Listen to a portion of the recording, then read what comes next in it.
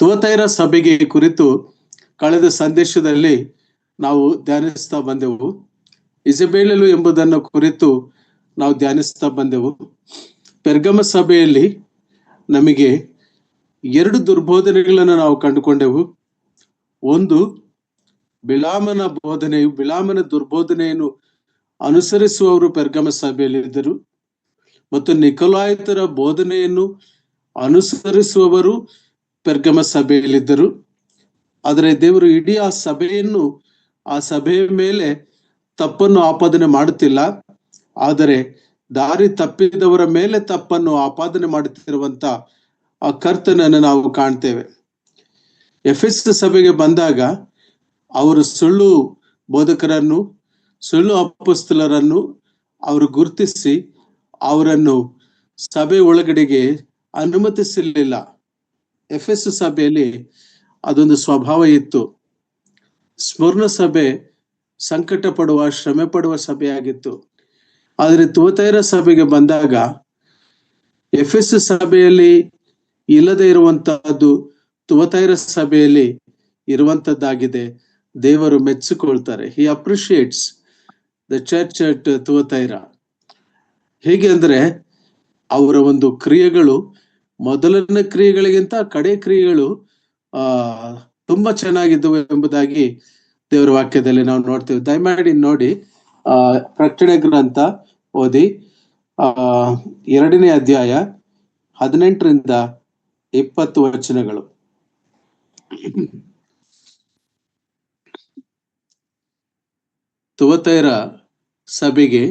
ತುವತೈರದಲ್ಲಿರುವ ಸಭೆಯ ದೂತನಿಗೆ ಬರೆ, ಬೆಂಕಿಯ ಉರಿಯಂತಿರುವ ಕಣ್ಣುಗಳು, ತಾಮ್ರದಂತಿರುವ ಪಾದಗಳು ಉಳ್ಳ ದೇವಕುಮಾರನು ಹೇಳುವುದೇನೆಂದರೆ, ಇಲ್ಲಿ ತನ್ನನ್ನು ಪರಿಚಯ ಮಾಡಿಕೊಳ್ಳುವಾಗ ನಮ್ಮ ಕರ್ತನಾದ ಯೇಸು ಕ್ರಿಸ್ತನು ಹಿ ಇಂಟ್ರೊಡ್ಯೂಸಸ್ ಹಿಮ್ಸೆಲ್ಫ್, ತನ್ನನ್ನು ಯಾವ ರೀತಿ ಪರಿಚಯಿಸಿಕೊಳ್ಳುತ್ತಿದ್ದಾನಂದ್ರೆ ಬೆಂಕಿಯ ಉರಿಯಂತಿರುವ ಕಣ್ಣುಗಳು.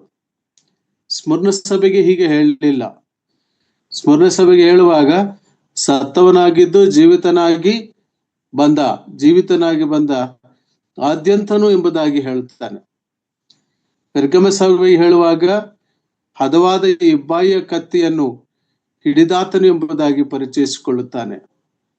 ಎಫೆಸ್ ಸಭೆಗೆ ಹೇಳುವಾಗ ಸಭೆಗಳ ನಡುವೆ ತಿರುಗಾಡುವಾತನು ಎಂಬುದಾಗಿ. He was a moving spirit. The spirit of God was moving in the church of Ephesus. ಎಫೆಸ್ ಎಂಬುದಾಗಿ ಹೇಳುವಾಗ ಅಲ್ಲಿ ಎಲ್ಲವೂ ಇದ್ದರೂ ಕೂಡ ಅದರಲ್ಲಿ ಒಂದು ಕೊರತೆ ಇತ್ತು. ಆ ಕೊರತೆ ಏನೆಂಬುದಾಗಿ ಹೇಳುವಾಗ ದೈವಿಕ ಪ್ರೀತಿ ಇರಲಿಲ್ಲ, ಅಗೆಪ ಪ್ರೀತಿ ಇರಲಿಲ್ಲ. ದೇವರ ಪ್ರೀತಿಯಿಂದ ಸಹೋದರನ ಪ್ರೀತಿಸುವ ಪ್ರೀತಿ ಇರಲಿಲ್ಲ. ಅದು ಎಫೆಸ್ ಸಭೆಯ ಆ ಒಂದು ಲೋಪ. ಆದರೆ ಅದಕ್ಕೆ ದೇವರು ಎಚ್ಚರಿಕೆ ಕೊಡುವಂತದನ್ನು ನಾವು ಧ್ಯಾನಿಸಿದೆವು. ಈಗ ನಾವು ತುವತೈರ ಸಭೆಗೆ ಬಂದಾಗ ಆ ತುವತೈರ ಸಭೆಯಲ್ಲಿ ಮೆಚ್ಚಿಕೊಳ್ಳುವಂತಹ ಕಾರ್ಯಗಳೇನಿದೆ ಅಂದ್ರೆ 19ನೇ ವಚನದಲ್ಲಿ ನಾವು ನೋಡ್ತೀವಿ, ನಿನ್ನ ಕೃತ್ಯಗಳನ್ನು, ನಿನ್ನ ಪ್ರೀತಿಯನ್ನು, ನಂಬಿಕೆಯನ್ನು, ಪರೋಪಕಾರವನ್ನು, ತಾಳ್ಮೆಯನ್ನು ಬಲ್ಲೆನು. What A great spiritual qualities.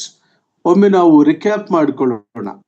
ತುವತೈರ ಅಂದ್ರೆ ಕಂಟಿನ್ಯೂಯಲ್ ಸ್ಯಾಕ್ರಿಫೈಸ್, ನಿರಂತರ ಯಜ್ಞ ಅರ್ಪಿಸುವಂತ ಸಭೆ ಆಗಿರುವಂತದ್ದಾಗಿತ್ತು. ಆದರೆ ಆ ಯಜ್ಞವು ದೇವರಿಗೆ ಸಲ್ಲುವಂತದ್ದಾಗಿರ್ಲಿಲ್ಲ. ನಂತರ ಭಾಗದಲ್ಲಿ ನಾವು ಅದನ್ನ ನೋಡ್ತೀವಿ. ನಿನ್ನ ಕೃತ್ಯಗಳನ್ನು, ನಿನ್ನ ಪ್ರೀತಿಯನ್ನು, ನನ್ನ ನಂಬಿಕೆಯನ್ನು, ಪರೋಪಕಾರವನ್ನು, ತಾಳ್ಮೆಯನ್ನು ಬಲ್ಲೆನು.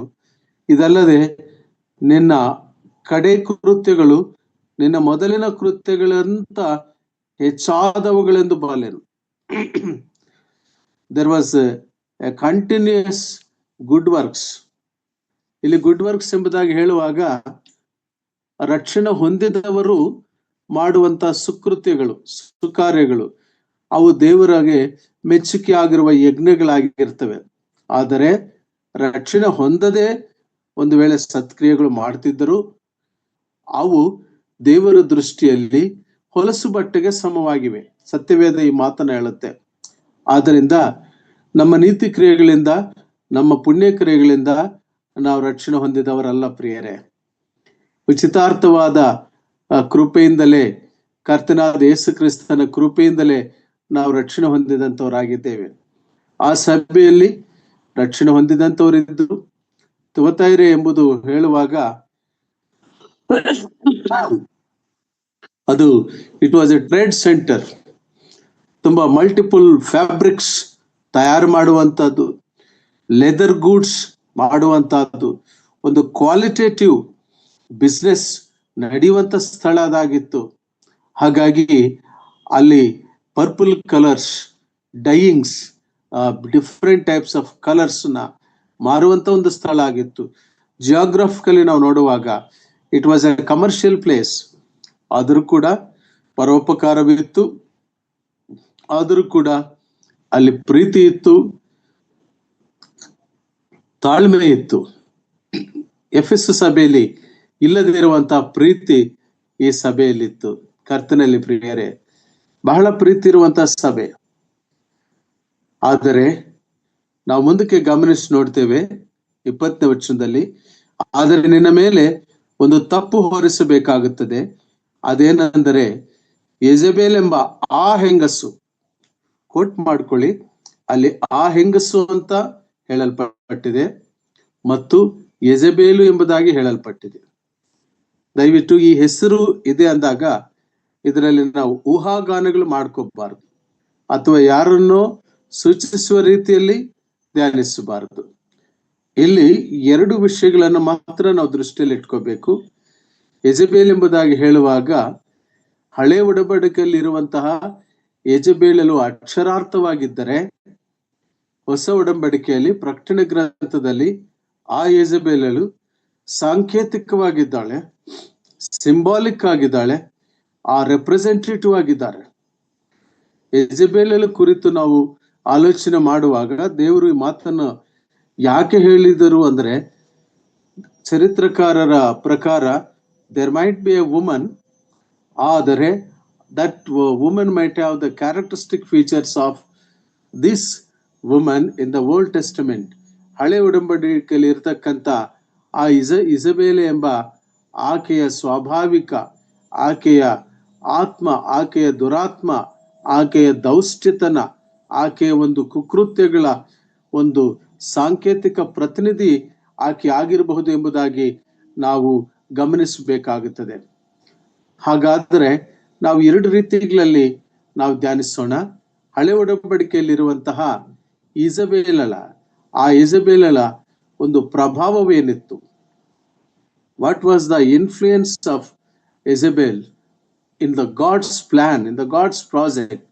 ದೇವರ ಯೋಜನೆಯನ್ನು, ದೇವರ ಒಂದು ಮಹಾ ಚಿಂತನೆಯನ್ನು, ಮಹಾ ಯೋಜನೆಯನ್ನು ಒಬ್ಬ ಪ್ರವಾದಿಯು ಆತ ತನ್ನನ್ನು ತಾನು ಅದರಿಂದ, ಆ ದರ್ಶನದಿಂದ, ಆ ವಿಷನ್ನಿಂದ ತೊಲಗಿ ಹೋಗುವ ಹಾಗೆ ಮಾಡಿರುವಂತಹ ಆ ದುಷ್ಟ ಶಕ್ತಿಯ ಸಂಕೇತವಾಗಿದ್ದವಳು ಯೆಜಬೇಲಳು ಎಂಬುದನ್ನು ನಾವು ಕಾಣ್ತೇವೆ.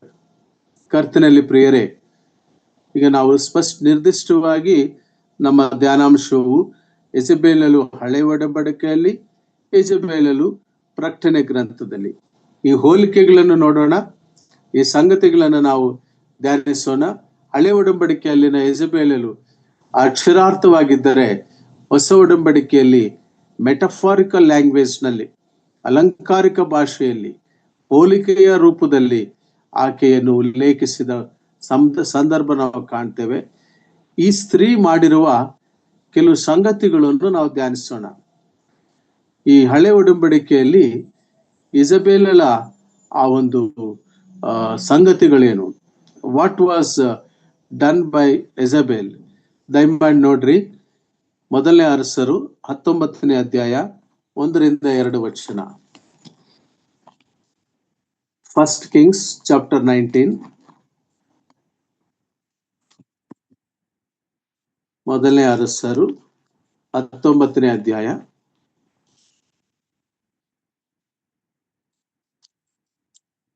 1-2 ವಚನಗಳು. ಓದ್ತೀರಾ?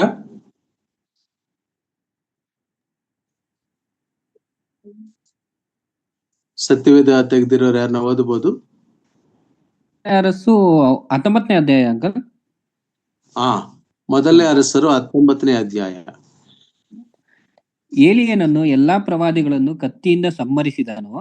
ಅವರು ಮಾಡಿದ ಬೇರೆ ಎಲ್ಲಾ ಕಾರ್ಯಗಳನ್ನು ಅಹಾಬನು ಯೆಜೆಬೇಲಳಿಗೆ ತಿಳಿಸಿದಾಗ ಆಕೆಯು ಏಲಿಯನ ಬಳಿಗೆ ದೂತರನ್ನು ಕಳುಹಿಸಿ ಅವನಿಗೆ, ನೀನು ಪ್ರವಾದಿಗಳ ಪ್ರಾಣವನ್ನು ತೆಗೆದಂತೆ ನಾಳೆ ಇಷ್ಟು ಹೊತ್ತಿಗೆ ನಾನು ನಿನ್ನ ಪ್ರಾಣವನ್ನು ತೆಗೆಯದೆ ಹೋದರೆ ದೇವತೆಗಳು ನನಗೆ ಬೇಕಾದನ್ನು ಮಾಡಲಿ ಎಂದು ಹೇಳಿ ಕಳುಹಿಸಿದಳು.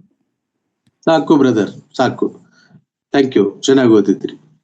ಪ್ರಿಯರೇ, ದ ಫಸ್ಟ್ ಇಂಟರ್ಫಿಯರೆನ್ಸ್ ಆಫ್ ಎಜೆಬೇಲಳ ಒಂದು ಮೊಟ್ಟ ಮೊದಲನೆಯ ಆಕೆಯ ಒಂದು ಪ್ರತಿಕ್ರಿಯೆ, ಅಹಾಬನು ಆಕೆಯ ಗಂಡನಾದ ಅಹಾಬನ ಜೊತೆಯಲ್ಲಿ ಅಹಾಬನ ಸಂಗಡ ಈ ಮಾತುಗಳನ್ನ ಹೇಳಿ ಕಳಿಸ್ತಾರೆ ಪ್ರವಾದಿಯಾದ ಎಲಿಯನಿಗೆ. ಅವನು ಹೋಗಿ ಹೇಳಿದ್ದು, ಈ ಮಾತುಗಳನ್ನು ಹೇಳಿದಾಗ, ಪ್ರವಾದಿಗಳ ಪ್ರಾಣವನ್ನು ತೆಗೆದಂತೆ, 2ನೇ ವಚನ ಕೊನೆ ಭಾಗ, ನಾಳೆ ಇಷ್ಟು ಹೊತ್ತಿಗೆ ನಾನು ನಿನ್ನ ಪ್ರಾಣವನ್ನು ತೆಗೆದೆ ಹೋದರೆ ದೇವತೆಗಳು ನನಗೆ ಬೇಕಾದನ್ನು ಮಾಡಲಿ ಎಂದು ಹೇಳಿ ಕಳಿಸಿದಳು. ಇದರಲ್ಲಿ ನಾವು 2 ಸಂಗತಿಗಳು ಜ್ಞಾಪಿಸಿಕೊಳ್ತೇವೆ. ಒಂದು, she is an idolater woman, she is an idol worshipper. ಅಷ್ಟು ಮಾತ್ರವಲ್ಲ, she was practising witchcraft, ಅಂದ್ರೆ ಆ ರೀತಿಯ ಮಂತ್ರತಂತ್ರಗಳ ಈ ಶಕ್ತಿ ಇರುವಂತವಳು ಮತ್ತು ದೇವರಾದುಕೊಂಡ ಅಥವಾ ದೇವರು ನೇಮಿಸಿದ ಪ್ರವಾದಿಗಳನ್ನು ಹಿಂಸಿಸುವವಳು, ಸಾಯಿಸುವವಳು, ಏಲಿಯನನ್ನು ಕೂಡ ಸಾಯಿಸಬೇಕೆಂತ ಪ್ರಯತ್ನ ಮಾಡಿರುವವಳು. That was the evil spirit working in her. ಕರ್ತನಲ್ಲಿ ಪ್ರಿಯರೇ, ದೇವರು ಕಾರ್ಯ ಮಾಡುವಾಗ, ಸೈತಾನನು ಕಾರ್ಯ ಮಾಡುವ ಸಂದರ್ಭ ಬಂದಾಗ ದೇವರು ತನ್ನ ಮಕ್ಕಳನ್ನು ಎಂದಿಗೂ ಕೂಡ ಕೈ ಬಿಡುವುದಿಲ್ಲ. ಯೋಧ ಜನಾಂಗವನ್ನ ನಿರ್ನಾಮ ಮಾಡ್ತೇನೆಂಬುದಾಗಿ ಹಾಮಾನನು ಟೊಂಕ ಕಟ್ಟಿ ನಿಂತಿದ್ದಾಗ ಒಬ್ಬ ವಷ್ಟಿಯನ್ನು ತೆಗೆದು ಹಾಕಿ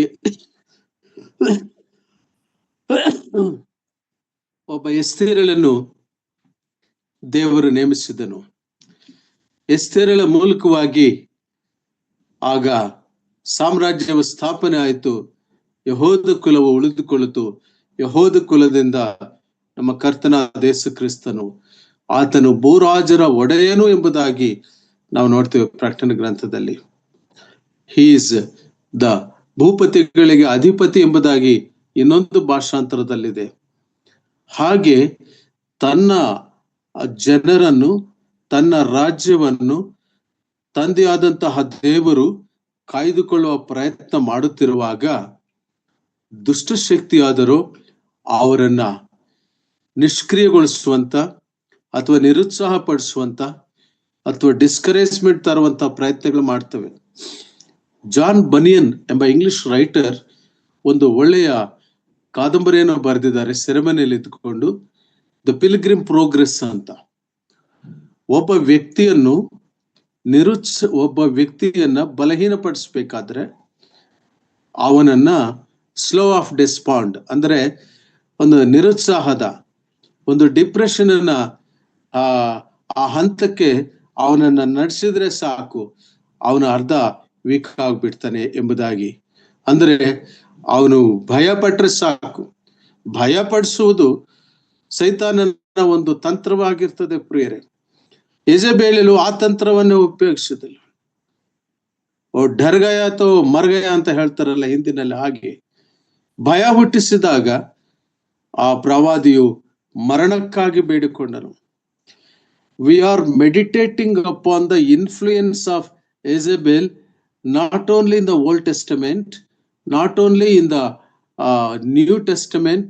ಸಭಾ ಕಾಲದಲ್ಲಿ ಮಾತ್ರವಲ್ಲ, ಹಳೆ ಒಡಂಬಡಿಕೆಯ ಕಾಲದಲ್ಲಿ ಮಾತ್ರವಲ್ಲ, ಈ ಕಾಲದಲ್ಲಿಯೂ ಕೂಡ ನಿರುತ್ಸಾಹ ಪಡಿಸುವಂತಹ ಅಥವಾ ಧೈರ್ಯ ಕೆಡಿಸುವಂತಹ, ಭಯಪಡಿಸುವಂತಹ ಸನ್ನಿವೇಶಗಳು ದೇವರ ಮಕ್ಕಳಿಗೆ ಬರುವುದಿಲ್ಲವೇ? ಎಸ್. ಆದರೆ ವಾಟ್ ಈಸ್ ಅವರ್ ಸ್ಟ್ಯಾಂಡ್? ನಮ್ಮ ನಿಲುವೇನು? ದೇವರ ನಾಮಕ್ಕೆ ಸ್ತೋತ್ರ. ಆ ಹಳೆ ಒಡಂಬಡಿಕೆಯ ಭಕ್ತರಿಗೆ ಇಲ್ಲದೆ ಇರುವಂತ ಒಂದು ದೊಡ್ಡ ಒಂದು ಏನು ವರ ನಮಗಿದೆ ಏನೆಂಬುದ ಹೇಳುವಾಗ, ಪವಿತ್ರಾತ್ಮನನ್ನು ದೇವರು ಕಳಿಸಿಕೊಟ್ಟಿರೋದ್ರಿಂದ ಆ ಪವಿತ್ರಾತ್ಮನು ಸಭೆಯನ್ನು ನಡೆಸುವಾಗ, ಒಬ್ಬ ವಿಶ್ವಾಸಿಯನ್ನ ನಡೆಸುವಾಗ ಆತನಲ್ಲಿ ಪಾಪದ ಅರ್ಹವನ್ನುಂಟು ಮಾಡ್ತಾನೆ, ಆತನಲ್ಲಿ ಪಶ್ಚಾತ್ತಾಪವನ್ನು ಉಂಟು ಮಾಡ್ತಾನೆ, ಆತನಲ್ಲಿ ಮನವರಿಕೆಯನ್ನುಂಟು ಮಾಡ್ತಾನೆ, ಆತನ ತಿರುಗಿ ದೇವರ ಕಡೆಗೆ ಬರುವ ಹಾಗೆ ಪವಿತ್ರಾತ್ಮನವರಲ್ಲಿ ಕಾರ್ಯ ಮಾಡ್ತಾ ಇರ್ತಾನೆ. ಅದಕ್ಕೆ ಎಫೆಸ ಪತ್ರಿಕೆಯಲ್ಲಿ ಪೌಲನು ಹೇಳುತ್ತಾನೆ, ಪವಿತ್ರಾತ್ಮನನ್ನು ದುಃಖಿಸಬೇಡಿರಿ. ಕರ್ತನಲ್ಲಿ ಪ್ರಿಯರೇ, ಈ ಹೊಸ ಒಡಂಬಡಿಕೆಯಲ್ಲಿ ನಾವೆಷ್ಟು ಧನ್ಯರು, ನಮಗಿಂತ ಒಂದು ಧನ್ಯತೆ ಇದೆ. ಗಮನಿಸಿ ನೋಡುವಾಗ ಏಲಿಯನನ್ನ ನಿರುತ್ಸಾಹಪಡಿಸಿ ಬೆದರಿಸಿ ಬೆದರಿಕೆ ತಂತ್ರವನ್ನು ಹೂಡಿ ಆ ಯೆಜೆಬೇಲಳು ಅಹಾಬನ ಕೈಲಿ ಹೇಳಿ ಕಳಿಸಿದಾಗ, ಈ ಮಹಾನ್ ಪ್ರವಾದಿ, the great profit who was empowered so much, ತಾನು ಕೇಳಿದರೆ ಮಾತ್ರವೇ ಆಕಾಶವು ತೆರೆಯಲ್ಪಟ್ಟು ಮಳೆಗರೆಯುತ್ತದೆ, 3.5 ವರ್ಷ ಮಳೆ ಇರುವುದಿಲ್ಲ, ತಾನು ಪ್ರಾರ್ಥನೆ ಮಾಡಿದರೆ, ತಾನು ಹೇಳಿದರೆ ಮಾತ್ರ ಮಳೆ ಬರ್ತದೆ, ಆಹಾಬನೇ ನೀನು ಕೇಳಿಸ್ಕೊ ನನ್ನ ಈ ಮಾತು ಅಂತ ಮೊದಲನೇ ಅರಸರ ಗ್ರಂಥ 17ನೇ ಅಧ್ಯಾಯ 1-2 ವಚನಗಳಲ್ಲಿ ಏಲಿಯನು ತನ್ನ ಶಕ್ತಿಯನ್ನು ಕುರಿತು ಹೇಳಿದ್ದನ್ನು ನಾವು ಕಾಣ್ತೇವೆ. ಹಾಗೆ ಒಂದು ಅಧ್ಯಾಯದ ಹಿಂದೆ 18ನೇ ಅಧ್ಯಾಯಕ್ಕೆ ಬಂದಾಗ ತನ್ನ ಸೇವಕನಿಗೆ ಏಲಿಯನು ಹೇಳಿ ಕಳಿಸಿದಾಗ, ಮಳೆ ಈಗ ಬರ್ತದೆ ನೋಡು, ಸಮುದ್ರದಲ್ಲಿ ಒಂದು ಅಂಗೈನಷ್ಟು ಚಿಕ್ಕ ಮೋಡ ಬರ್ತಾ ಇದೆ ಎಂಬುದಾಗಿ, ಅಷ್ಟು ಶಕ್ತಿಯುತವಾಗಿ the powers to control the creation, ದೇವರ ಸೃಷ್ಟಿಯನ್ನೇ ನಿಯಂತ್ರಣೆ ಮಾಡುವ ಶಕ್ತಿಯನ್ನು ದೇವರಿಂದ ಹೊಂದಿರುವಂತ ಈ ಭಕ್ತನು ಒಂದು ಹೆಣ್ಣಿನ ಸ್ವರಕ್ಕೆ, ಯೆಜೆಬೇಲಳೆಂಬ ಆಕೆಯ ಒಂದು ಮಾತಿಗೆ ಯಾವ ರೀತಿ ಪ್ರತಿಕ್ರಿಯೆಗಳು ಉಂಟಾದವೆಂಬುದನ್ನ ನಾವು ಗಮನಿಸಿ ನೋಡ್ತೇವೆ. ನೋಡ್ರಿ, 2ನೇ ಹಂತದಲ್ಲಿ the consequence of Jezebel's warning, influence of Jezebel on God chosen prophet. ಯೆಜೆಬೇಲಳ ಕುರಿತು, ಅವಳ ಒಂದು ಏನು ದೌಷ್ಟ್ಯವನ್ನು ಕುರಿತು, ಆ ದುಷ್ಟತನವನ್ನು ಕುರಿತು ನಾವು ಹಳೆ ಒಡಂಬಡಿಕೆಯಲ್ಲಿ ಆಕೆಯ ವಿಷಯವನ್ನು ಧ್ಯಾನಿಸ್ತಿದ್ದೇವೆ. ಹೊಸ ಒಡಂಬಡಿಕೆಯಲ್ಲಿ ಆಕೆಯ ಒಂದು ಚಿತ್ರ ಬೇರೆ, ಆಕೆಯ ಒಂದು ಪ್ರವೃತ್ತಿ ಬೇರೆ, ಆಕೆಯ ಕಾರ್ಯಗಳು ಬೇರೆ. ಈ ಎರಡನ್ನ ನಾವು ತುಲನಾತ್ಮಕವಾಗಿ ಅಧ್ಯಯನ ಮಾಡಿದಾಗ ಮಾತ್ರ ತುವತೈರ ಸಭೆಯಲ್ಲಿ ನಡೆದದ್ದು ಏನು, ತುವತೈರ ಸಭೆಗೆ ದೇವರು ಯಾವ ಎಚ್ಚರಿಕೆಯನ್ನು ಕೊಡ್ತಾನೆ, ಆ ಎಚ್ಚರಿಕೆಗಳು, ಆ ಮಾತುಗಳು ನಮಗೂ ಅನ್ವಯಿಸುವಂತವು. This also applies to the universal church. ಸಾರ್ವತ್ರಿಕ ಸಭೆಗೆ ಅನ್ವಯಿಸುವಂತ ಮಾತುಗಳು ಕೂಡ ಇವಾಗಿರ್ತವೆ ಎಂಬುದನ್ನು ನಾವು ಗಮನಿಸೋಣ. ನೋಡೋಣ ಏಲಿಯನ ಒಂದು ರೆಸ್ಪಾನ್ಸ್ ಹೇಗೆ ಬರ್ತದೆ ಎಂಬುದನ್ನು ದಯಮಾಡಿ ನೋಡ್ರಿ. ಮೊದಲನೇ ಅರಸರ ಗ್ರಂಥ 19ನೇ ಅಧ್ಯಾಯ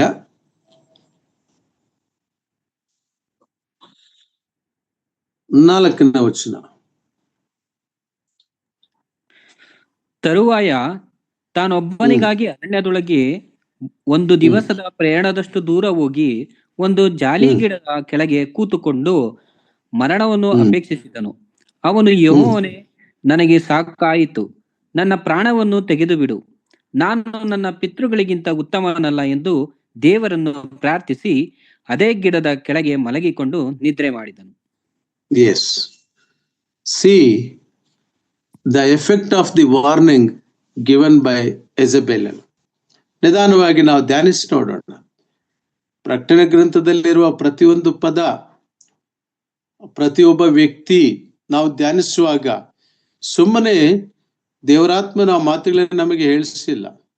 ಕರ್ತನಾದ ಯೇಸು ಕ್ರಿಸ್ತನು ಈ ವಿಷಯಗಳನ್ನು ಹೇಳಿದಾಗ ನಾವು ಸತ್ಯವೇದದಲ್ಲಿನೇ ಈ ಅಂಶಗಳನ್ನ ಎಕ್ಸ್ಪ್ಲೋರ್ ಮಾಡಿ, ಪರಿಶೀಲನೆ ಮಾಡಿ ನಾವು ಧ್ಯಾನಿಸಬೇಕಾಗ್ತದೆ. ಇಂತಹ ಮಹಾನ್ ಪ್ರವಾದಿ ಮರಣವನ್ನು ಅಪೇಕ್ಷಿಸಿದನು. ನಾನು ನಮ್ಮ ಪಿತೃಗಳಿಗಿಂತ ಶ್ರೇಷ್ಠನಲ್ಲ. ಎಲಿಯನೇ, ನೀನು ಶ್ರೇಷ್ಠನಾಗಿರ್ಲಿಲ್ಲವೇ? ದೇವರು ನಿನ್ನನ್ನು ಉಪಯೋಗಿಸಲಿಲ್ಲವೇ? ಆಕಾಶದಿಂದ ಬೆಂಕಿಯನ್ನು ಬರಮಾಡಲು ನಿನ್ನನ್ನು ಉಪಯೋಗಿಸಿರಲಿಲ್ಲವೇ? Where has gone that great power that God has empowered to Elijah? ಏಲಿಯನಿಗೆ ದೇವರು ಶಕ್ತಿ ನೀಡಿದಷ್ಟು ಆ ಶಕ್ತಿ ಹೇಗೆ ನಿಶ್ಶಕ್ತಿ ಆಯಿತು? ಒಮ್ಮೆ ನಾನು ಯೋಚನೆ ಮಾಡ್ತೀನಿ, ಸೈತಾನ ನಮಗೆ ನೀಡುವಂತ ಒಂದು ಏನು ತಂತ್ರ ಅಂದ್ರೆ ನಮ್ಮನ್ನ ನಿಶ್ಶಕ್ತಿ ಮಾಡುವಂಥದ್ದು. ಮಾನಸಿಕವಾಗಿ, ದೈಹಿಕವಾಗಿ. ಅಯ್ಯೋ ಕುಗ್ಗಿ ಹೋದವಲ್ಲ. ಕರ್ತನಲ್ಲಿ ಪ್ರಿಯರೇ, ಕುಗ್ಗಿ ಹೋಗುವಂತ ಸ್ಥಿತಿನಲ್ಲಿರುವವರನ್ನ ಎಬ್ಬಿಸುವುದಕ್ಕೆ, ಬಲಪಡಿಸುವುದಕ್ಕೆ, ಯೋಹಾನನು ಪತ್ಮೋಸ್ ದ್ವೀಪದಲ್ಲಿ ಸೆರೆಯಲ್ಲಿ ಆತನು ಬಿದ್ದಾಗ ಆತನನ್ನು ಬಲಪಡಿಸೋದಕ್ಕೆ ಕರ್ತನಾದಂತ ಯೇಸು ಕ್ರಿಸ್ತನು ಮಹಿಮಾ ಪ್ರತ್ಯಕ್ಷತ ಸ್ವರೂಪದಲ್ಲಿ ಕಾಣಿಸಿಕೊಂಡು, ಭಯಪಡಬೇಡ, ಸತ್ತವನಾದೆನು ಆದರೆ ಯುಗ ಯುಗಗಳು ಬದುಕೋನಾಗಿದ್ದೇನೆ ಎಂಬುದಾಗಿ ಹೇಳಿ ಮೊದಲು ಯೋಹಾನನನ್ನು ಬಲಪಡಿಸಿದ ನಂತರ ಈ ಸಭೆಗಳಿಗೂ, ಬರೇ 7 ಸಭೆಗಳಿಗೆ, ಎಫೆಸ ಸಭೆ, ಸ್ಮರ್ಣ ಸಭೆ, ಪೆರ್ಗಮ ಸಭೆ, ಈ ಸಭೆಗಳಿಗೂ ನೀನು ಬರೆ ಎಂಬುದಾಗಿರುವಂತ ಒಂದು ದೊಡ್ಡ ಕಾರ್ಯವನ್ನು ನೆರವೇರಿಸೋದಕ್ಕೋಸ್ಕರವಾಗಿ ಕರ್ತನಾದ ಯೇಸು ಕ್ರಿಸ್ತನು ಯೋಹಾನನನ್ನು ತನ್ನ ಸಾಕ್ಷಿಯನ್ನಾಗಿ ಉಳಿಸಿಕೊಂಡದ್ದು. ನಾನು ಮುಂದಕ್ಕೆ ಹೋಗ್ತೇನೆ. ಒಬ್ಬ ಯೆಜಬೇಲಳ ಒಂದು ಪ್ರಭಾವಕ್ಕೆ ಅಂತ ಮಹಾನ್ ಪ್ರವಾದಿ ಕೂಡ ಹೇಗೆ ನಡಿಗೆ ಹೋಗಿ ಆತ ತಪ್ಪಿಸಿಕೊಂಡು ಓಡಿ ಹೋದದ್ದು. ಆ ದೇವರು ಆತನನ್ನು 3 ಸಾರಿ ಬಲಪಡಿಸುವ ಆ ಪ್ರಯತ್ನ. What A great god of compassion! ಎಂತ ಕರುಣೆಯುಳ್ಳ ದೇವರು, ಎಂತ ಕನಿಕರವುಳ್ಳ ದೇವರು. ತನ್ನ ಮಕ್ಕಳ ಬಗ್ಗೆ, ತನ್ನ ಸೇವಕರ ಬಗ್ಗೆ ಎಷ್ಟು ಪ್ರೀತಿ ತೋರಿಸುವಂತ ದೇವರು, ಎಷ್ಟೇ ದುಷ್ಟ ಶಕ್ತಿ ಕಾರ್ಯ ಮಾಡ್ತಿದ್ದಾಗ್ಯೂ. ಕರ್ತನಲ್ಲಿ ಪ್ರಿಯರೇ, ಆ ಮಾತುಗಳನ್ನು ನಾವು ನೋಡೋಣ. ಮೊದಲನೇ ಅರಸರ ಗ್ರಂಥ 19ನೇ ಅಧ್ಯಾಯ. ದೇವರೊಬ್ಬ ದೇವದೂತನನ್ನು ಕಳಿಸ್ತಾನೆ. 6ನೇ ವಚನ ನಾನು ಓದ್ತೇನೆ. ಒಬ್ಬ ದೇವದೂತನ ಅವನನ್ನು ತಟ್ಟಿ, ಅಷ್ಟು ನಿದ್ದೆ, ಡಿಸಪಾಯಿಂಟ್ ಆದಾಗ ಒಂದೊಂದ್ಸಾರಿ ನಿದ್ದೆ ಬರಲ್ಲ, ಒಂದೊಂದ್ಸಾರಿ ಓವರ್ ನಿದ್ದೆ. ಈ ಎಲಿಯನಿಗೆ ಓವರ್ ನಿದ್ದೆ. ಒಬ್ಬ ದೇವದೂತನ ಅವನನ್ನು ತಟ್ಟಿ, ಎದ್ದು ಊಟ ಮಾಡು ಎಂದು ಹೇಳಿದನು. ಏಲಿಯನು ಎದ್ದು ನೋಡಲಾಗಿ ಕೆಂಡದ ಮೇಲೆ ಸುಟ್ಟ ರೊಟ್ಟಿಯು 1 ತಂಬಿಗೆ ನೀರು ತನ್ನ ತಲೆಯ ಹತ್ತಿರ ಇರುವುದನ್ನು ಕಂಡು ಅವುಗಳನ್ನು ತೆಗೆದುಕೊಂಡು ತಿಂದು ಕುಡಿದು, ಬಹಳ ಇಂಟ್ರೆಸ್ಟಿಂಗ್, ತಿರುಗಿ ಮಲಗಿದನು. ಫ್ರೆಶ್ ರೊಟ್ಟಿ ಆಗ್ತಾನೆ, ಕೆಂಡ ರೆಡಿ ಆಯ್ತು. ದೇವರು ಸೃಷ್ಟಿಕರ್ತನ ಆತನು. ಏನು ಇಲ್ಲದೆ ಇರೋದ್ರಲ್ಲಿ ಏನೇನಾದ್ರೂ ಇರೋ ಹಾಗೆ ಮಾಡುವವನು. ಅಂದಿಗೂ ಇಂದಿಗೂ ಎಂದೆಂದಿಗೂ ನಿರಂತರವೂ ಆತನು ಸರ್ವೋನ್ನತನು, ಸರ್ವಾಧಿಕಾರಿ. ಆ ರೊಟ್ಟಿ, ಆ ಫ್ರೆಶ್ ರೊಟ್ಟಿ, ದೇವದೂತನು ಕೊಡುವ ರೊಟ್ಟಿ, ಆ ನೀರು ತಿಂದನು, ಕುಡಿದನು, ಮಲಗಿದನು, ನಿದ್ದೆ ಹೋಯ್ತು. ಮತ್ತೆ ನಾವು ಮುಂದಕ್ಕೆ ನೋಡ್ತೇವೆ. 7ನೇ ವಚನ ನಾನು ಓದ್ತಾ ಇದ್ದೀನಿ, ಹೇಗೋ ತೆಗೆದಿದ್ದೀನಿ. ಯೆಹೋವನ ದೂತನು 2ನೇ ಸಾರಿ ಬಂದು ಅವನನ್ನು ತಟ್ಟಿ ಅವನಿಗೆ, ಎದ್ದು ಊಟ ಮಾಡು, ನೀನು ನಿನ್ನ ಶಕ್ತಿ ಮೀರುವಷ್ಟು ಪ್ರಯಾಣ ಮಾಡಬೇಕಾಗಿದೆ. ಮಿಸ್ಟರ್ ಎಲೆಯ, ನೀನು ತಿಂದು ಮಲಗೋದಕ್ಕೋಸ್ಕರ ಅಲ್ಲ ನಾನು ತಂದು ಕೊಡ್ತಿರೋದು. ದೇವದೂತನು ಏಲಿಯನ ಭಾಷೆಗೆ, ಏಲಿಯನಿಗೆ ಅರ್ಥವಾಗುವ ರೀತಿಯಲ್ಲಿ ಹೇಳ್ತಾ ಇದ್ದಾನೆ ಈ ಮಾತುಗಳನ್ನು. ದೇವದೂತನಿಂದ ಆಹಾರವನ್ನು ಪಡೆದವನು ಏಲಿಯನು, ಕಾಗೆಗಳಿಂದ ಆಹಾರವನ್ನು ಪಡೆದವನು ಏಲಿಯನು. ಪ್ರಿಯರೇ, ನೀವು ಆಲೋಚನೆ ಮಾಡ್ಬೋದು, ಬ್ರದರ್, ತುವತೈರ ಸಭೆಗೂ ಏಲಿಯನಿಗೂ ಏನು ಸಂಬಂಧ? ತುವತೈರ ಸಭೆಗೂ ಅಹಾಬಗೂ ಏನು ಸಂಬಂಧ? ತುವತೈರ ಸಭೆಗೂ ಯೆಜಬೇಲಳಿಗೂ ಏನು ಸಂಬಂಧ ಅಂತ ನೀವು ನನ್ನನ್ನು ಕೇಳ್ಬೋದು. ಇಂಟರ್ಲೇನಿಯರ್ ಸ್ಟಡಿ ಅಂತ ನಾವು ಇದನ್ನು ಕಾಳ್ತೇವೆ. ನಾವು ಮಾಡುವ ಅಧ್ಯಯನ ರೀಡ್ ಬಿಟ್ವೀನ್ ದ ಲೈನ್ಸ್, ಅಂದ್ರೆ 2 ಸಾಲುಗಳ ನಡುವೆ ಇರುವಂತಹ ಆತ್ಮಿಕ ಅರ್ಥವನ್ನ ನಾವು ಬಿಬ್ಲಿಕಲಿ, ಸ್ಕ್ರಿಪ್ಚುರಲಿ, ದೇವರ ವಾಕ್ಯದ ಒಳಗಡೆನೆ ಇರುವ ಅಂಶಗಳನ್ನು ತೆಗೆದುಕೊಂಡು ನಾವು ಧ್ಯಾನಿಸಿ ಅದರಲ್ಲಿರುವಂತ ಅರ್ಥವನ್ನು ಗ್ರಹಿಸಿಕೊಂಡು ಆತ್ಮಿಕವಾಗಿ ನಾವು ಜೀವಿಸಲ್ಪಡಬೇಕು ಪ್ರಿಯರೇ. ಅದು ದೇವರ ವಾಕ್ಯೋಪದೇಶದ ಗುರಿ. ತಿಮೋತಿಗೆ ಬರೀತಾ ಪೌಲನು ಹೇಳ್ತಾನೆ, ದೇವರ ವಾಕ್ಯೋಪದೇಶದ ಗುರಿ ಏನೆಂಬುದಾಗಿ ಹೇಳುವಾಗ ಅದು ಆ ನಿರ್ಮಲ ಹೃದಯ ನಮ್ಮಲ್ಲಿ ಬರಬೇಕಾದ್ರೆ ನಾವು ಇವೆಲ್ಲ ಸಂಗತಿಗಳನ್ನು ಧ್ಯಾನಿಸಬೇಕು. ಪುನಃ ಮಲಗೋದಕ್ಕೋಸ್ಕರ ಅಲ್ಲ ಏಲಿಯನೇ ಈ ರೊಟ್ಟಿ ನಿನಗೆ ತಂದಿರೋದು, ಏಲಿಯನೇ ಈ ನೀರು ನಿನಗೆ ಕೊಡ್ತಿರೋದು 2ನೇ ಸಾರಿ, ನೀನು ಪ್ರಯಾಣ ಮಾಡಬೇಕಾಗಿರುವ ದೂರ ಇದೆ. ನೋಡ್ರಿ, ಆ ಮಾತನ್ನ ನಾವು ಗಮನಿಸ್ತೇವೆ. ನೀನು ಶಕ್ತಿ ಮೀರುವಷ್ಟು ಪ್ರಯಾಣ ಮಾಡಬೇಕಾಗಿದ್ದಂದರು. ಆ ಮಾತಿಗೆ ದೇವದೂತ ಹೇಳಿದಾರಲ್ಲ, ಆ ಮಾತಿಗೆ ವಿಧೇಯನಾಗ್ತಾನೆ ಏಲಿಯನು. ಅವನು ಎದ್ದು ತಿಂದು ಕುಡಿದು ಅದರ ಬಲದಿಂದ 40 ದಿವಸ ಹಗಲಿರುಳು ಪ್ರಯಾಣ ಮಾಡಿ ದೇವಗಿರಿಯಾದ ಹೋರೇಬಿಗೆ ಮುಟ್ಟಿದನು. ಪ್ರಿಯರೇ, ದೇವರು ಕೊಟ್ಟ ಆಹಾರ, ಅನ್ಕಂಟಾಮಿನೇಟೆಡ್ ಫುಡ್. ಈ ಕಾಲದಲ್ಲಿ ಒಂದು ತಿಂದ್ರೆ ರೈಸ್ ತಿಂದ್ರೆ ಶುಗರ್ ಆಗುತ್ತೆ ಅಂತಾರೆ, ಗೋಧಿ ತಿಂದ್ರೆ ಕ್ಯಾನ್ಸರ್ ಬರುತ್ತೆ ಅಂತ ಹೇಳ್ತಾರೆ, ರಾಗಿ ತಿಂದ್ರೆ ಅದೇನು ಪೊಟ್ಯಾಷಿಯಂ ಜಾಸ್ತಿ ಆಗುತ್ತೆ ಅಂತ ಹೇಳ್ತಾರೆ. ಇನ್ನು ಏನನ್ನು ತಿನ್ಬೇಕು? This is A contaminated world. ಇರ್ಲಿ, ವಾಟ್ ಎವರ್ ಗಾಡ್ ಗಿವ್ಸ್ ನಾವು ಪ್ರಾರ್ಥನೆ ಮಾಡಿ ನಾವು ಸೇವಿಸುವುದಾದ್ರೆ ದೇವರು ಖಂಡಿತವಾಗ್ಲೂ ಆರೋಗ್ಯವನ್ನು ಕೊಡ್ತಾರೆ, ಅದು ಬೇರೆ ಮಾತು. ನಾವಿಲ್ಲಿ ಆಲೋಚನೆ ಮಾಡ್ತಿರೋದೇನಂದ್ರೆ, ಹಳೆ ಒಡಂಬಡಿಕೆಯಲ್ಲಿರುವ ಒಬ್ಬ ಯೆಜೆಬೇಲನ್ನು ಪರಿಶುದ್ಧಾತ್ಮ ದೇವರು ಆಕೆಯ ಸ್ವಾಭಾವಿಕ ಸಾಂಕೇತಿಕ ಒಂದು ಸಂಗತಿಯನ್ನು ಪ್ರಕಟಣೆ ಗ್ರಂಥದಲ್ಲಿ ಕೊನೆಯಲ್ಲಿಯೂ ಕೂಡ ಆಕೆಯ ಬೋಧನೆ, ಆಕೆಯ ತತ್ವ, ಆಕೆಯ ವೈಚಾರಿಕತೆ, ಆಕೆಯ ವ್ಯಕ್ತಿತ್ವದ ಪ್ರತಿಬಿಂಬ ಇಲ್ಲಿ ತಂದಿದರಲ್ಲ. This we should not ignore. ಇದನ್ನ ಸುಲಭವಾಗಿ ನಾವು ತಿಳ್ಕೋಬಾರ್ದು. ಇದನ್ನ ಬಹಳ ಗಂಭೀರವಾಗಿ ಆಲೋಚನೆ ಮಾಡಬೇಕು, ಬಹಳ ಗಂಭೀರವಾಗಿ ನಾವು ಇದನ್ನ ಧ್ಯಾನಿಸಬೇಕು. ಪ್ರಿಯರೇ, ಇಂತಹ ಏಲಿಯನು ಈಗ ಆಹಾರ ತಿಂದು ಆತನು ದೇವಗಿರಿಗೆ ಮುಟ್ಟಿದನು. ದೇವಗಿರಿಗೆ ಮುಟ್ಟಿದರೂ ಅಲ್ಲಿದ್ದಾನೋ? ಇಲ್ಲ, ಹೋಗಿ ಗವಿಯೊಳಗೆ ಸೇರಿಕೊಂಡನು. ಮರಣ ಭಯ, ಯೆಜೆಬೇಲಳು ಸಾಯಿಸ್ತಾಳನ್ನ ಭಯ, ಪ್ರಾಣ ತೆಗಿತೀನಿ ಎಂಬುದಾಗಿ ಹೇಳಿದ್ಲಲ್ಲ. ಒಂದು ಹೆಂಗಸಿನ ಮಾತಿಗೆ ಮಹಾಪ್ರವಾದಿ ಭಯಪಡಬೇಕಾದ್ರೆ ಆಕೆ ಹಿಂದೆ ಇರುವಂತ ಆ ದೌಷ್ಟ್ಯತೆ, ಆ ಎಷ್ಟು ಈವಿಲ್ ಸ್ಪಿರಿಟ್ ಇರಬಹುದು. ದಯಮಾಡಿ ನೋಡ್ರಿ, ಮುಂದಕ್ಕೆ ಇನ್ನೊಂದು ಪ್ರಯತ್ನ ದೇವರು ಮಾಡುವುದು. 9ನೇ ವಚನ, ಅಲ್ಲಿನ ಒಂದು ಗಾವಿಯಲ್ಲಿ ಇಳ್ಕೊಂಡನು. ಆಗ ಅವನಿಗೆ ಯೆಹೋವನಿಂದ ಒಂದು ಸ್ವರವು ಬಂತು, ಏಲಿಯನೇ, ನೀನು ಇಲ್ಲೇನೋ ಮಾಡುತ್ತಿ ಎಂಬ ವಾಣಿಯು ಕೇಳಿಸಿತು. ಈಗ ನೇರವಾಗಿ ದೇವರ ಸ್ವರವೇ ಬಂತು. ಪ್ರಿಯವನ ಸಹೋದರ ಸಹೋದರಿ, ಕೆಲವೊಮ್ಮೆ ದೇವರ ವಾಕ್ಯದ ಮೂಲಕವಾಗಿ ದೇವರು ನಮ್ಮ ಸಂಗಡ ಮಾತನಾಡ್ತಾರೆ. ಇಬ್ರಿಯ ಗ್ರಂಥಕರ್ತ ಅದೇ ಮಾತನ್ನು ಹೇಳ್ತಾರೆ. ಆತನು ವಿಧ ವಿಧವಾಗಿ ಭಾಗವಾಗಿ ಎಂಥ ದಿನಗಳಲ್ಲಿ ವಾಕ್ಯದ ಮೂಲಕವಾಗಿ ನಮ್ಮ ಸಂಗಡ ಮಾತನಾಡುವಾಗ ನಾವು ತಕ್ಷಣ ಅದಕ್ಕೆ ವಿಧೇಯರಾಗಬೇಕು. ಏಕೆಂಬುದಾಗಿ ಹೇಳುವಾಗ, there is power of God in the word of God. ದೇವರ ವಾಕ್ಯದಲ್ಲಿ ಆ ಪವಿತ್ರಾತ್ಮನ ಶಕ್ತಿ ಇದೆ. ಅದಕ್ಕೆ ಆ ವಾಣಿ ಬಂತು. ನೋಡ್ರಿ, ಆ ಮಾತು ಕನ್ನಡ ಭಾಷೆಯಲ್ಲಿ ತುಂಬಾ ಚೆನ್ನಾಗಿದೆ. ಇಲ್ಲೇನು ಮಾಡುತ್ತಿ, what are you doing here? ಕೆಲವೊಮ್ಮೆ ದೇವರ ಸೇವೆಯಲ್ಲಿರುವಂತವ್ರು ಮಾಡಬೇಕಾದದ್ದನ್ನು ಮಾಡಲಾರದೆ, ಮಾಡಬಾರದನ್ನು ಮಾಡ್ಲಿಕ್ಕೆ ಹೋಗುವಂತ ಅನಿವಾರ್ಯತೆಯನ್ನು ಸೃಷ್ಟಿ ಮಾಡುವುದೇ ಸೈತಾನನ ಉದ್ದೇಶ. ಪ್ರಿಯರೇ, you have to go and preach gospel. ನಾಶವಾಗುವ ಆತ್ಮಗಳ ಬಗ್ಗೆ ಒಂದು ಅಂತಃಕರಣ ಇರಬೇಕು.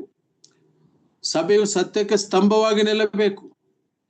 ನಿಷ್ಕ್ರಿಯರಾಗಿ ಅಥವಾ ಏನು ಕ್ರಿಯಾಶೀಲತೆ ಇಲ್ಲದೆ ಏನೋ ಒಂದು ರೀತಿಯ ಕತ್ತಲಿನ ಒಂದು ಮನಸ್ಥಿತಿಯಲ್ಲಿ ಇರೋದಕ್ಕೋಸ್ಕರವಾಗಿ ನಾವು ಕರೆಯಲ್ಪಟ್ಟವರಲ್ಲ. ತಂದೆಯೊಂದಿಗೆ ಸಂಧಾನ ಮಾಡಲ್ಪಟ್ಟವರು. ಕರ್ತನಾದ ಯೇಸು ಕ್ರಿಸ್ತನು ನಮ್ಮನ್ನು ತಂದೆಯೊಂದಿಗೆ ಸಂಧಾನ ಮಾಡಿದನು. ಕೊಲೊಸ್ಸದವರಿಗೆ ಬರೆದ ಪತ್ರಕ್ಕೆ 1ನೇ ಅಧ್ಯಾಯದಲ್ಲಿ ನಾವು ಆ ಮಾತು ಕಾಣ್ತೇವೆ.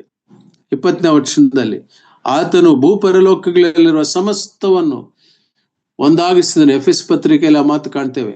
ತಂದೆಯೊಂದಿಗೆ ನಮ್ಮನ್ನು ಹೊಂದಾಣಿಕೆ ಮಾಡಿದನು, ಆ ಮಾತನ್ನ ನಾವು ಕಾಣ್ತೇವೆ. ಪುತ್ರತ್ವದ ಅಧಿಕಾರವನ್ನು ಕೊಟ್ಟನು. ಅಪ್ಪ ತಂದೆ ಅನ್ನುವ ಪುತ್ರತ್ವ ಅಧಿಕಾರವನ್ನು ಕೊಟ್ಟನು. ಕರ್ತನಲ್ಲಿ ಪ್ರಿಯರೇ, ಆದರೂ ಕೂಡ ನಮ್ಮ ಶರೀರವೇ, ನಮ್ಮ ಹೃದಯವೇ ನಮ್ಮನ್ನು ಮೋಸಗೊಳಿಸುತ್ತದೆ, ನಮ್ಮಲ್ಲಿ ಬಲಹೀನತೆಯನ್ನು ಉಂಟು ಮಾಡುತ್ತದೆ. ಈ ಇಸಬೇಲಳ ಬೋಧನೆಯು ಅಂತ ಬೋಧನೆಯಾಗಿತ್ತು. ಯಾರು ದೇವರ ಪಕ್ಷದಲ್ಲಿ ಇರ್ತಾರೋ ಅವರನ್ನ ಕುಗ್ಗಿಸುವ, ಅವರನ್ನ ಬೆದರಿಸುವ, ಬೆದರಿಕೆಯನ್ನು ಮಾಡುವಂಥದ್ದು.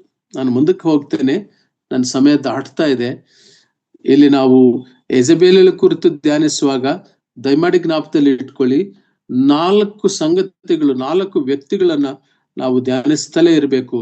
ಒಬ್ಬ ಏಲಿಯನು ಮಹಾಪ್ರವಾದಿ, ಇನ್ನೊಬ್ಬ ಆಹಾಬನು ಅತ್ಯಂತ ಕೆಟ್ಟ ಅರಸನು, ಮತ್ತು 3ನೇದಾಗಿ ಯೆಜಬೇಲಳು, ಮತ್ತು ಬಹಳ ಮುಖ್ಯವಾಗಿ, ಎಲ್ಲದಕ್ಕಿಂತ ಬಹಳ ಮುಖ್ಯವಾಗಿ ದೇವದೂತನು,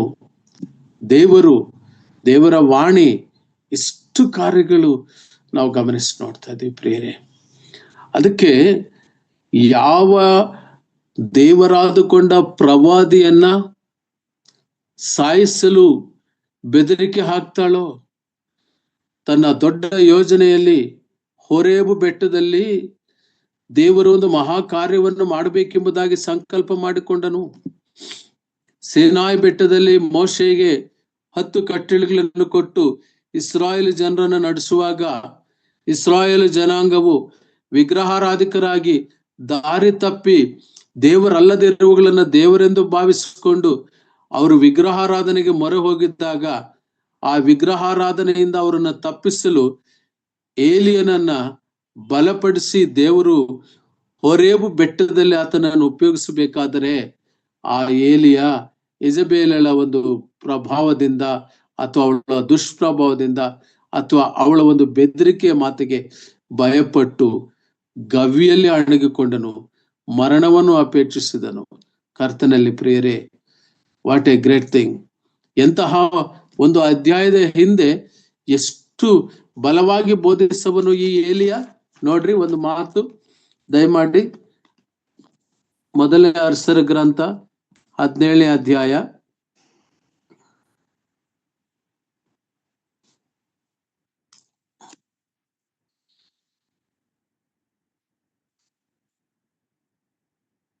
18ನೇ ವಚನ. 18ನೇ ಅಧ್ಯಾಯ 18ನೇ ವಚನ ಓದಿ ಬ್ರದರ್. ಮೊದಲನೇ ಅರಸರು 18ನೇ ಅಧ್ಯಾಯ 18ನೇ ವಚನ. ಅದಕ್ಕೆ ಅವನು ಅವರಿಗೆ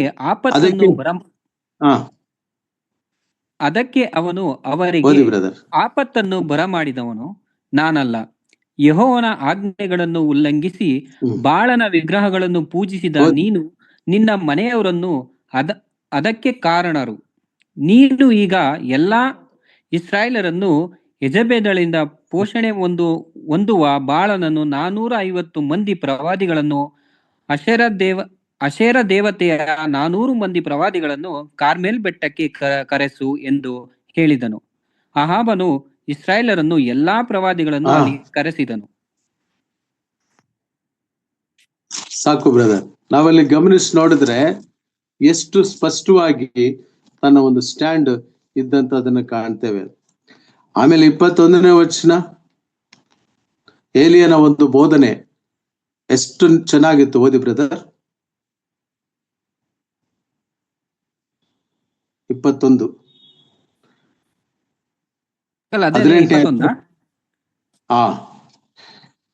ಏಲಿಯನು ಎಲ್ಲಾ ಜನರ ಹತ್ತಿರ ಹೋಗಿ ಅವರಿಗೆ, ನೀವು ಎಷ್ಟರವರೆಗೆ 2 ಮನಸ್ಸುಳ್ಳವರಾಗಿರಿ? ಯೆಹೋವನ ದೇವರಾಗಿದ್ದರೆ ಆತನನ್ನೇ ಹಿಂಬಾಲಿಸಿರಿ, ಬಾಳನು ದೇವರಾಗಿದ್ದರೆ ಅವನನ್ನೇ ಹಿಂಬಾಲಿಸಿರಿ ಎಂದು ಹೇಳಿದನು. ಜನರು ಇದಕ್ಕೆ ಏನೂ ಉತ್ತರ ಕೊಡದೆ ಸುಮ್ಮನಿರುವುದನ್ನು ಕಂಡು, ಸಾಕು ಬ್ರದರ್, ಸಾಕು ಬಿಡಿ. ನಾವಿಲ್ಲಿ ಗಮನಿಸಿ ನೋಡುವಾಗ what A specific message, gun shot message. ಆ ಜನರಿಗೆ ಅದು ಬೇಕಾಗಿದ್ದು ಅವಾಗಷ್ಟೇ. ಇಸ್ರಾಯೇಲರು 2 ಮನಸ್ಸುಳ್ಳವರಾಗಿದ್ದರು. ಇವತ್ತಿಗೂ ಕೂಡ 2 ಮನಸ್ಸುಳ್ಳವರು ನಮ್ಮಲ್ಲಿ ಉಂಟು. ಅದಕ್ಕೆ ಯಾಕೋಬ ಪತ್ರಿಕೆಯಲ್ಲಿ ನಾವು ಆ ಮಾತನ್ನು ಕಾಣ್ತೇವೆ. ನಾವು 2 ಮನಸ್ಸಿನಿಂದ ಏನಾದ್ರೂ ಕೇಳಿಕೊಂಡ್ರು ಕೂಡ ಅದು ಆಗುದಿಲ್ಲ. ಇಲ್ಲಿ ಎಲಿಯನು ಹೇಳ್ತಾನೆ, ಯೆಹೋವನ ದೇವರಾಗಿದ್ರೆ ಆತನ ಹಿಂಬಾಲಿಸ್ರಿ, ಬಾಳನ ದೇವರಾಗಿದ್ರೆ ಅವನ ಹಿಂಬಾಲಿಸ್ರಿ. ಆ ಜನರು ಇದಕ್ಕೆ ಏನೋ ಉತ್ತರ ಕೊಡದೆ ಸುಮ್ಮನಿದ್ದರು. ಕರ್ತನಲ್ಲಿ ಪ್ರಿಯರೇ, ಈ ಪ್ರವಾದಿ ಏನ ಇಂತಹ ಶಕ್ತಿಶಾಲಿಯಾಗಿ ಉಪಯೋಗಿಸಲ್ಪಟ್ಟವನೇನ? ಕರ್ತನಲ್ಲಿ ಪ್ರಿಯರೇ, ಒಂದು ಸಂಗತಿ ಏನಂದ್ರೆ, ಎಂತ ಬೋಧಕನಾದರು, ಎಂತ ಪ್ರವಾದಿಯಾದರು, ಎಂತ ಪ್ರೀಚರ್ ಆದರು, ಎಲ್ಲಿಯ ತನಕ ದೇವರು ಆತನ ಸಂಗಡ ಇದ್ದು ಆತನನ್ನು ಬಲಪಡಿಸುತ್ತಾ ನಡೆಸ್ತಾ ಬರ್ತಿರ್ತಾನೋ ಅಲ್ಲಿವರೆಗೂ ದೇವರು ಆತನ ಉಪಯೋಗಿಸ್ತಾನೆ. ಆದರೆ ಯಾವಾಗ ಅವನು ಕುಗ್ಗಿ ಹೋಗ್ತಾನೋ, ಯಾವಾಗ ಡಿವಿಯೇಟ್ ಆಗ್ತಾನೋ, ಕರ್ತನಲ್ಲಿ ಪ್ರಿಯರೇ, ಆಗ ದಾರಿ ಬೇರೆ ರೀತಿಯಲ್ಲಿ ಇರ್ತದೆ. ನಾವು ಆತನ ಕೈಯಲ್ಲಿ ಉಪಯೋಗಿಸಲ್ಪಡುವಂತರಾಗಬೇಕು, ಆತನ ಸನ್ನಿಧಿ ಸೇವೆ ಮಾಡುವಂತವರಾಗಿರಬೇಕು. ಏಲಿಯನ ಅದೇ ಮಾತನ್ನ ಹೇಳ್ತಾನೆ. ಕರ್ತನಲ್ಲಿ ಪ್ರಿಯರೇ, ನನ್ನ ದೃಷ್ಟಿಯಲ್ಲಿ ಯೋಚನೆ ಮಾಡುವುದಾದ್ರೆ, ಈ ಮೆಡಿಟೇಷನ್ ಮಾಡ್ತಾ ಮಾಡ್ತಾ ಹೋದಾಗೆಲ್ಲ ನನಗೇ ಗೋಚರವಾಗುವ ಅನೇಕ ಸಂಗತಿಗಳೇನಂದ್ರೆ, ಏಲಿಯಾ is a drop out prophet. ಆದರೂ ಕೂಡ ಹೊಸ ಒಡಂಬಡಿಕೆಯಲ್ಲಿ ರೂಪಾಂತರ ಬೆಟ್ಟದಲ್ಲಿ ಕರ್ತನಾದ ಯೇಸು ಕ್ರಿಸ್ತನ ಜೊತೆಯಲ್ಲಿ ಆತನು ತಾನು ಒಂದು ಸಾಂಕೇತಿಕವಾದ ರೀತಿಯಲ್ಲಿ ಆತ್ಮಾರ್ಥವಾಗಿ, ಅಕ್ಷರಾರ್ಥವಾಗಿ, ಹಳೆ ಒಡಂಬಡಿಕೆಯಲ್ಲಿ ಹಾಗಾದರೆ ಆತ್ಮಾರ್ಥವಾಗಿ ರೂಪಾಂತರ ಬೆಟ್ಟದಲ್ಲಿ ಏಲಿಯ ಕಾಣಿಸಿಕೊಳ್ತಾನೆ. ಏಲಿಯನ ಸೇವೆ ಮುಕ್ತಾಯವಾಗಲಿಲ್ಲ. ಏಲಿಯನ ಆತ್ಮ ಈವನ್ ಸ್ನಾನಿಕನಾದ ಯೋಹಾನನನ್ನು ಕೂಡ ಇವನು ಏಲಿಯನು ಎಂಬುದಾಗಿ ಹೇಳಿದ್ದರು. The spirit of Elijah is reverberating throughout the Bible. ಪ್ರಕಟಣೆ ಗ್ರಂಥ ಕೊನೆಯಲ್ಲಿ ಕೂಡ ನಾವು ಬರ್ತೇವೆ. ಆದರೆ ಸಿ ದ ಕಾಂಟ್ರಾಸ್ಟ್, ನಮ್ಮ ಧ್ಯಾನಾಂಶದಲ್ಲಿ ನಾವು ಗಮನಿಸಬೇಕು. How we need to succumb to God. ಕರ್ತನನ್ನ ಆಶ್ರಯಿಸಿಕೊಂಡಿರಬೇಕು. ಇದು ನಮ್ಮ ಮುಖ್ಯವಾದಂತಹ ಸಂಗತಿ ಆಗಿದೆ. ಮುಂದಕ್ಕೆ ನಾನು ನಿಮ್ಮನ್ನು ಓದಿಸುವ ಪ್ರಯತ್ನ ಮಾಡ್ತೇನೆ. ಪ್ರಾಯಶಃ 19ನೇ ಅಧ್ಯಾಯ 11ನೇ ವಚನಕ್ಕೆ ಬನ್ನಿ.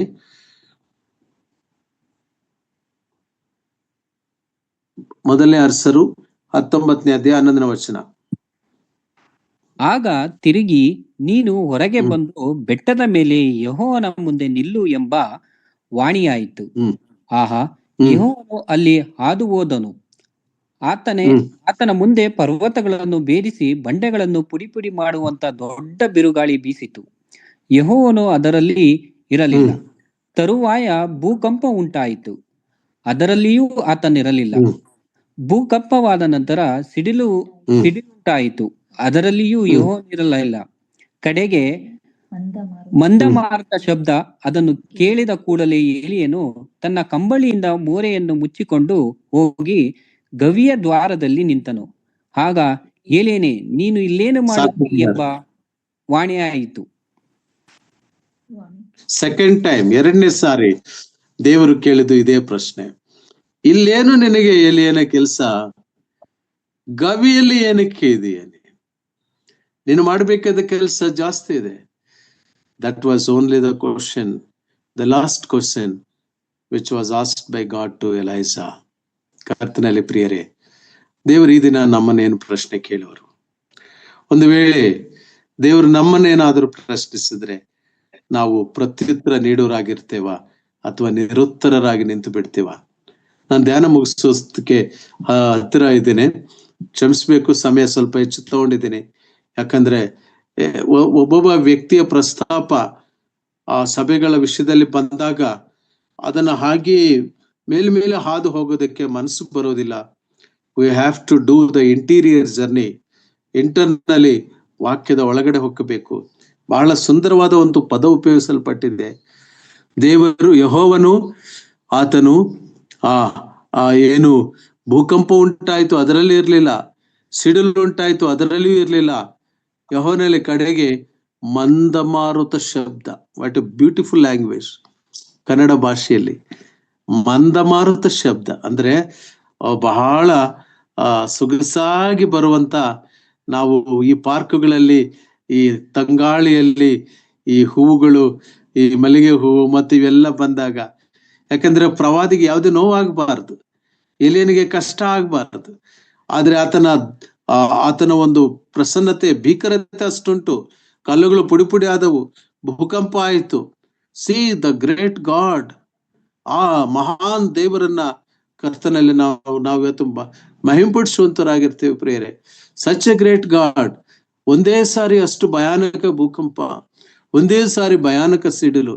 ಆದ್ರೆ ಅದೇ ಸಂದರ್ಭದಲ್ಲಿ ತನ್ನ ಪ್ರವಾದಿಯ ಬಳಿಗೆ ಬಂದಾಗ ಮಂದಮಾರುತ ಶಬ್ದ, ಆ ಮಂದಮಾರುತ ಶಬ್ದ ಆ ಒಂದು ಗಾಳಿಗೆ ನಿಜವಾಗಿಯೂ ಆತನಿಗೆ ತಗಲಿ, ಎಲಿಯ ನೀನಿಲ್ಲೇನು ಮಾಡುತ್ತಿ. ನನ್ನ ಸಂದೇಶವನ್ನ ಮುಂದುವರಿಸ್ತೀನಿ, ಮುಗಿಸ್ಲಿಕ್ಕಾಗಿಲ್ಲ. ಇವಳ ಯೆಜಬೇಲಳ ಒಂದು ಪ್ರತಾಪ ಇನ್ನೂ ಬಹಳಷ್ಟಿದೆ.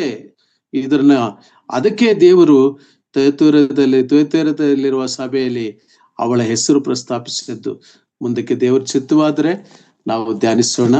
ಕರ್ತನ ಈ ಸಮಯವನ್ನು ಕೊಟ್ಟಿದ್ದಕ್ಕಾಗಿ ನಾನು ದೇವರಿಗೆ ಸ್ತೋತ್ರ ಸಲ್ಲಿಸನಾಗಿದ್ದೇನೆ.